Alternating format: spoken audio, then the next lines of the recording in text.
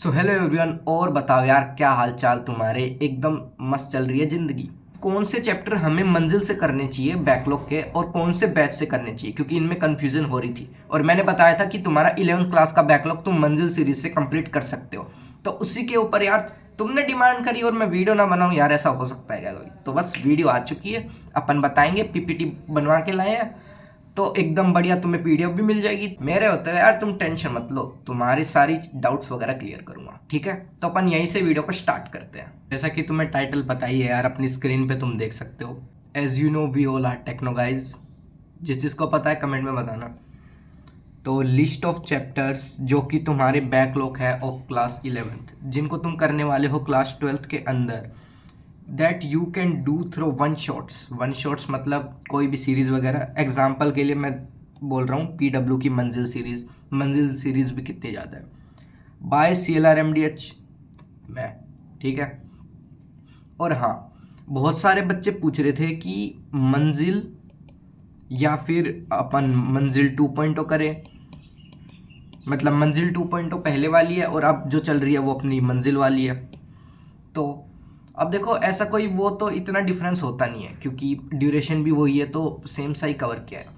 अगर मेरी गाइडेंस मानो तो तुम, तो यू शुड फॉलो मंजिल, जो कि अपनी लेटेस्ट वाली है, ठीक? क्योंकि लेटेस्ट में यूँ है कि नए टाइप के PYQ भी इनकॉर्पोरेट कर देते हैं टीचर्स अपने नोट्स में। क्योंकि इस टाइप के सवाल क्या पता मतलब ट्रेंड में चल रहे हो, तो वो सर अलग से बता देते हैं। तो मेरी मानो तो तुम लेटेस्ट सीरीज़ को ही फॉलो करना। और अगर तुम्हें यूँ लग रहा है कि मतलब कि किसी पर्टिकुलर टीचर का तुम्हें ज़्यादा समझ में आता है और वो टीचर तुम्हें मंजिल 2.0 में पढ़ा रहा है किसी पर्टिकुलर चैप्टर का जिसका तुम्हारा बैकलॉग है, तो तुम उसके लिए अपने मंजिल 2.0 देख सकते हो। ऐसे कोई दिक्कत वाली बात नहीं है। एक मेजर पॉइंट तो यही है कि कुछ इतना फ़र्क नहीं पड़ेगा, ठीक? ओके, तो अपन इसको मिटा देते हैं, अब आगे बढ़ते हैं अपन, ठीक? ये स्लाइड क्लियर है? ये तो हेडिंग ही थी, इसमें क्या बता रहा हूँ। जेई एडवांस को अच्छे से क्वालिफाई करना होगा, और अब जेई एडवांस को अच्छे से क्वालिफाई करने के लिए तुम्हें उसके पीवाईक्यूज को अच्छे से बारीकी से सोल्व करना होगा। तो तुम्हारी इसी डिमांड को पूरी करने के लिए पीडब्ल्यू लाया है तुम सबके लिए PYQ books, 46 year JEE advance PYQs. तो अभी मेरे पास तुम देख सकते हो मैथ्स के हैं और फिजिक्स के हैं मेरे पास, ऐसे सिमिलर केमिस्ट्री के आएंगे। तो अब मैं तुम्हें इनके फीचर्स के बारे में बताता हूँ। जैसा कि तुम यहाँ पे देख सकते हो, मेरे पास एक बुक फिजिक्स की आई हुई है और एक है मैथमेटिक्स की। तो सिमिलर टाइप के फीचर होते हैं, तो एक बार देख लेते हैं कैसे क्या है। देख सकते हो 46 ईयर्स, 1978 जब सब्जेक्टिव होता था तब से लेके 2023 तक चैप्टर वाइज एंड साथ में टॉपिक वाइज सोल्व पेपर्स अपने पास। तो ऐसे ये बुक ओपन होती है, प्रीफेस वगैरह। यहाँ पे तुम देख सकते हो एनालिसिस वाला पार्ट है ना, ये बहुत ही अच्छे से दे रखा है, क्लासीफाई का रखा है इजी मीडियम हार्ड टाइप से। और यहाँ पे तुम देख सकते हो रजिस्टर्ड कैंडिडेट, और तुम्हें ये भी पता लग जाएगा कि कितने बच्चों ने पेपर दिया और कितनी सीट्स थी उस टाइम IITs की, ठीक है? और तुम ये देख सकते हो, जैसे मैथमेटिक्स की बात करें, इतनी ज़्यादा वो होती है अपने पास यूनिट्स, उनमें क्या डिस्ट्रीब्यूशन था, या फिर वेटेज वाइज उन्हीं का इजी मीडियम हार्ड उन यूनिट्स में से किस बेसिस पे क्या डिस्ट्रीब्यूशन रहा है, वो तुम देख सकते हो। साथ ही साथ में तुम्हें पता ही है एडवांस में मल्टीपल टाइप ऑफ क्वेश्चंस आते हैं, तो उनमें किस हिसाब से वेटेज रहा वो देख सकते हो। सिमिलर उसमें तुम डिफिकल्टी एनालिसिस, ठीक है? ऐसे ही तुम चैप्टर वाइज भी देख सकते हो कि हर चैप्टर की क्या वेटेज रही, इससे तुम्हें आइडिया लग जाएगा कि कौन से चैप्टर तुम्हें पहले करने चाहिए। जैसा कि तुम देख सकते हो ये चैप्टर तुम्हारे, इनकी प्रायोरिटी ज़्यादा है, इनका वेटेज कंपैरेटिवली ज़्यादा है, तो तुम इन पे फोकस करोगे ज़्यादा। अब देख सकते हो सिमिलर यही है।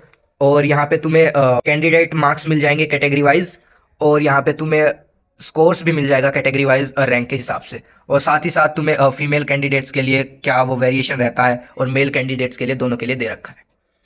अब आगे हम बात करें तो तुम देख सकते हो इंडेक्स वगैरह। तो देखो, एक इंपॉर्टेंट फीचर है जो इस बुक को बाकी बुक से अलग करता है। तुम देख सकते हो क्वेश्चन के नीचे कुछ लिख रखा है CWUA। इसका मतलब यू है कि लास्ट के 11 ईयर पेपर्स को अच्छे से एनालाइज करके लिखा गया है कि कितने % बच्चों ने उस क्वेश्चन को करेक्ट किया, रॉन्ग किया या अनअटेम्प्टेड छोड़ दिया। तो इससे तुम्हें बहुत हेल्प मिलेगी तुम्हारे एनालिसिस वाले पार्ट में। और यहाँ पे क्वाड्रेटिक इक्वेशन जैसे देख सकते हो, फर्स्ट चैप्टर अपने टॉपिक वाइज क्वेश्चंस दे रखे हैं, सारे आंसर की दे रखी है, सिमिलरली अदर चैप्टर्स के लिए। और तुम्हें एंड में इसके सॉल्यूशंस वगैरह मिल जाएंगे। सॉल्यूशंस भी तुम देख सकते हो, अच्छे से एकदम दिए हुए हैं डिस्क्रिप्टिव वे में, ठीक है। अब ऐसे ही सिमिलर फीचर्स तुम्हें फिजिक्स वाली बुक में मिल जाएंगे। तो गाइज मेरी सलाह तो यही रहेगी कि तुम्हें इन बुक्स को परचेज करना चाहिए डेफिनेटली, और इनमें प्रैक्टिस जरूर करनी चाहिए पीवाईक्यूज की, ताकि तुम्हारी जी एडवांस की प्रिपरेशन बूस्ट हो। अब तुम सोच रहे हो कि इन्हें लेना कहाँ से है, तो ये तो तुम्हें पीडब्ल्यू स्टोर में मिल जाएंगी। तुम मेरा कूपन कोड CLR150 यूज कर सकते हो मैक्सिमम ऑफ के लिए, या फिर तुम्हें डिस्क्रिप्शन या फिर पिन कमेंट में अमेजोन की लिंक मिल जाएगी, तुम वहां से भी डाउनलोड कर सकते हो, ठीक है। पढ़ते रहो। अब देखो तुम, अब तुम्हारी स्क्रीन पे दिख रहा है फिजिक्स। सबसे पहले अपन बात करते हैं फिजिक्स की। अब देखो यूनिट्स एंड डायमेंशन बिल्कुल ही हल्का चैप्टर, बेसिक मैथमेटिक्स बिल्कुल ही हल्का है, काइनेमेटिक्स भी तुम कर सकते हो मंजिल से, इतना कोई वो उसके लिए डीप अंडरस्टैंडिंग वगैरह नहीं चाहिए होती। मोशन इन स्ट्रेट लाइन आ गया अपना, मोशन इन प्लेन आ गया, सर्कुलर मोशन आ गया, डूएबल चैप्टर हो जाएंगे।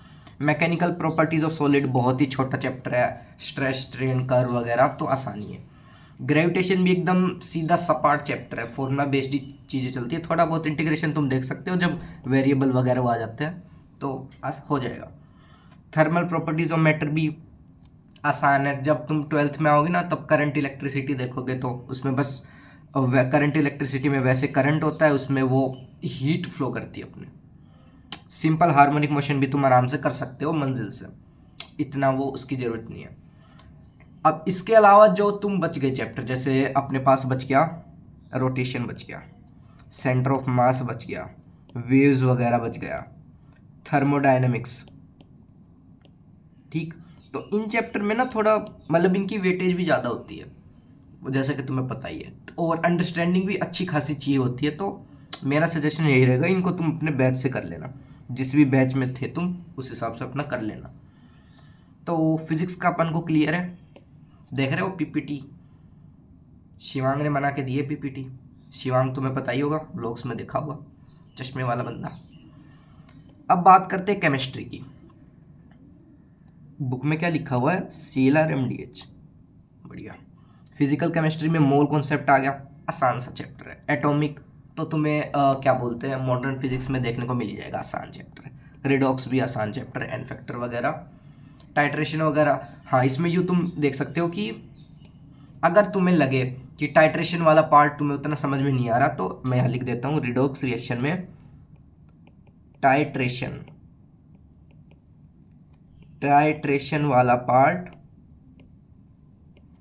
सी फ्रॉम बैच। राइटिंग बताना तुम्हारे भाई की कैसी है। उसमें अगर तुम्हें कुछ डाउट वगैरह आ रहे हो, जैसे बाद में आता है ना डबल टाइट्रेशन वगैरह, आयोडोमेट्री, उसमें तुम्हें दिक्कत लग रही है तो वो तुम कर सकते हो बैच से, मतलब ये 3 तुम मंजिल से कर सकते हो। इनऑर्गेनिक में बात करूँ, hydrogen S block, P block, ठीक, मतलब ब्लॉक केमिस्ट्री, इनको तुम वन शॉट से कर सकते हो। और इसमें मतलब वन शॉट में मोस्टली सारी चीज़ें कवर हो जाती है, लेकिन इसमें देखो मैंने क्या बता रखा है, ये पॉइंट देखो कि you can read batch lecture notes and if you have any doubt watch only that part. Inorganic का देखो ऐसे कोई वो तो नहीं है, इतने से तुमने वन शॉट से कर लेना तो तुम्हें पता लग जाएगा क्या कॉन्सेप्ट वगैरह है। उसके बाद तुम क्लास नोट्स अपने पढ़ सकते हो, क्योंकि वो थोड़े कंप्रीहेंसिव वे में होते हैं, ऊपर से तुम रीडिंग ले सकते हो। अब जिस चीज़ में पॉइंट में तुम्हें लग रहा है ये नया पॉइंट है या समझ में नहीं आ रहा, उस वॉच ओनली दैट पार्ट, सिर्फ उसी पार्ट को अपने लेक्चर में देख लो तो बढ़िया काम हो जाएगा अपना। ऑर्गेनिक की बात करूं मैं तो जैसा मैंने लिख रखा है, जीओसी और आइसोमेरिज्म तुम बैच से कर लेना, क्योंकि बहुत इंपॉर्टेंट होती है जीओसी। और बच्चे क्या करते हैं, जीओसी और आइसोमेरिज्म ही नहीं करते, फिर बाद में कहते हैं रिएक्शन वाले सवाल हो नहीं रहे। ये एकदम अपने क्या बोलते हैं, जीओसी और आइसोमेरिज्म एकदम बिल्डिंग ब्लॉक्स हैं इनऑर्गेनिक के, तो ये तुम जरूर कर लेना, बैच से कर लेना। और रिएक्शन वाला पार्ट, जैसे हाइड्रोकार्बन, किसी बच्चे का हाइड्रोकार्बन बच रहा है तो उसकी टेंशन लेने की जरूरत नहीं है, क्योंकि जो रिएक्शंस होती है ना वो रिएक्शन ना अभी तुमने हाइड्रोकार्बन में पढ़ी है तो वो तुम क्लास 12th में भी पढ़ लोगे। क्लास 12th में रिएक्शंस मेजरली क्लास 12th में आती हैं, alcohol, phenol ether, carboxylic acid, aldehyde, ketone, तो वो रिपीट होती है रिएक्शन, तो वो तुम वहाँ से कर सकते हो क्लास 12th में, उसके इतनी बीटी लेने की जरूरत नहीं है। मैथमेटिक्स की बात करें अपन basic maths logarithm one shot से कर सकते हो। सेट थ्योरी वन शॉट से, सेट थ्योरी तो आसानी है। रिलेशन फंक्शन भी कर सकते हो, क्योंकि फंक्शंस तुम्हें पता ही है। रिलेशंस का एक दो क्वेश्चन तुम्हें देखने मिल जाएगा मेंस में, एडवांस में तो शायद सिलेबस में भी नहीं होता। फंक्शंस का क्या है, फंक्शंस अपना क्लास 12th का भी फर्स्ट चैप्टर होता है, तो वो तुम वन शॉट से कर सकते हो या फिर अभी कर सकते हो, और डिटेल से पढ़ाते हैं। Okay, trigonometry ratio plus equation ये भी तुम कर सकते हो मंजिल से। क्वाड्रेटिक इक्वेशन भी कर सकते हो, हलवा सा ही चैप्टर है। रेंज वगैरह ये मतलब पैराबोला इतनी रेंज, इतना पार्ट आएगा तो इतनी रेंज, ये वगैरह टाइप्स निकालने के कर सकते हो। Parabola, ellipse, hyperbola. अब देखो मैंने इसमें क्या बोलते हैं वो नहीं लिखा, स्ट्रेट लाइन और सर्कल। तो देखो स्ट्रेट लाइन, अब ये जैसे कॉनिक सेक्शन का ही पार्ट है, तो स्ट्रेट लाइन और सर्कल तो मतलब स्ट्रेट लाइन तो एकदम क्या बोलते हैं यूज होता रहता है, पैरामेट्रिक फॉर्म ऑफ इक्वेशन ये वगैरह बिल्कुल बेसिक है।